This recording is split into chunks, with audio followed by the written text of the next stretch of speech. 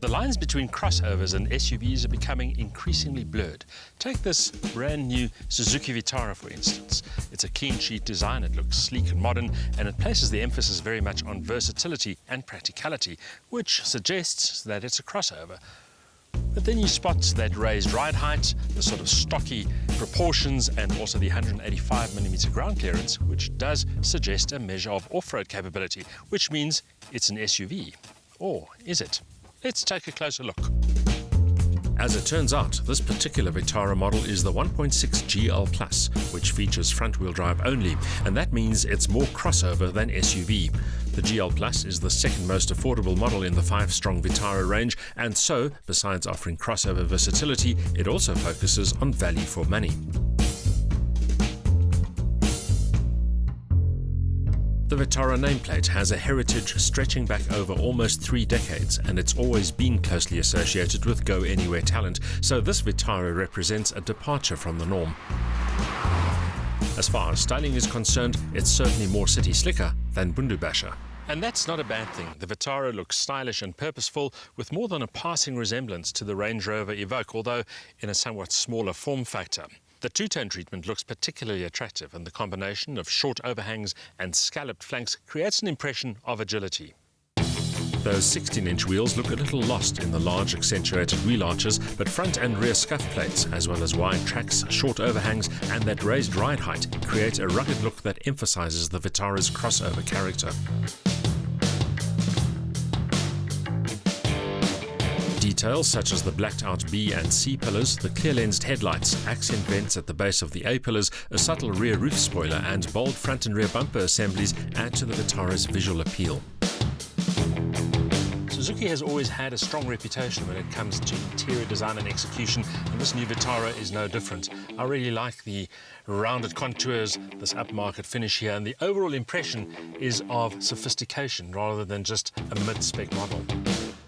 Up close, some of the plastics could be softer, but the cloth-upholstered seats find a good balance between comfort and support. The steering wheel offers a series of multifunction controls, and standard equipment levels are comprehensive. It may be a mid-level model, but the Vitara GL Plus offers niceties such as Bluetooth audio and telephony, auto climate control, a trip computer, decent sound, electric windows and mirrors, and no less than 7 airbags. Rear legroom is generous, but at 375 litres the boot isn't the biggest, even taking that hidden lower compartment into account. Folding the rear seats flat extends cargo space to 780 litres.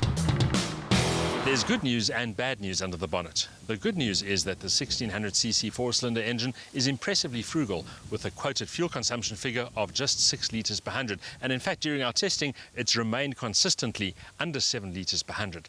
The bad news is that it's very peaky, and you need to use the full rev range all the time.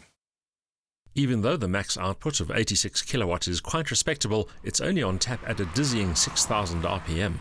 Even the fairly humble torque peak of 151 Newton meters is only available at 4,400 RPM.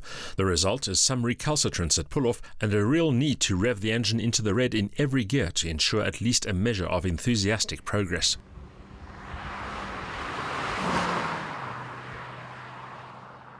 Granted, the Vitara isn't a sports car, and at just over 1,000 kilograms, it's impressively trim, but operated at high-felt altitudes with 4 adults on board, progress is no more than brisk, and then only as long as you use the gearbox with enthusiasm.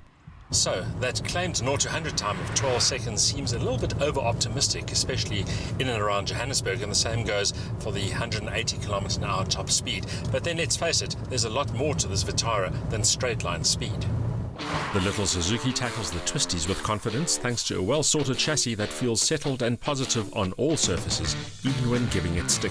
The electric power steering is livelier and less anodyne than expected, making for an engaging drive. But while ride comfort is excellent, road noise levels are disappointingly high. Tackle some easy gravel and the Vitara isn't in the least intimidated, maintaining its overall stability and composure, while the ground clearance and good damping combine to iron out bumps and dips with ease. Regardless of whether you call it an SUV or a crossover, the Suzuki Vitara offers pleasant, practical motoring in a variety of conditions. It's well spec'd, especially for a so-called mid-spec model, and the quality levels are high inside and out, all reflecting decent value for money. Our only concern really is, could they not have given this car a little bit more vuma?